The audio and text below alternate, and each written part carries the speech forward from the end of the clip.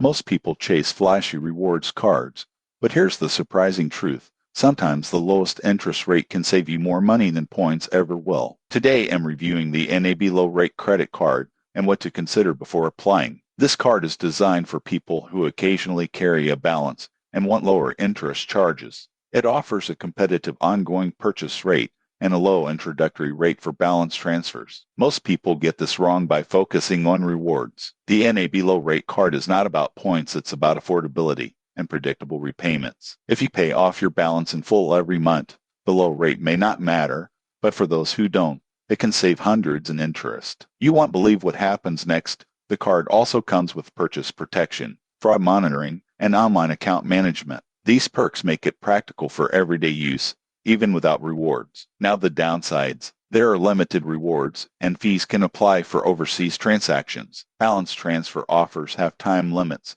so plan carefully if you intend to move debt from another card.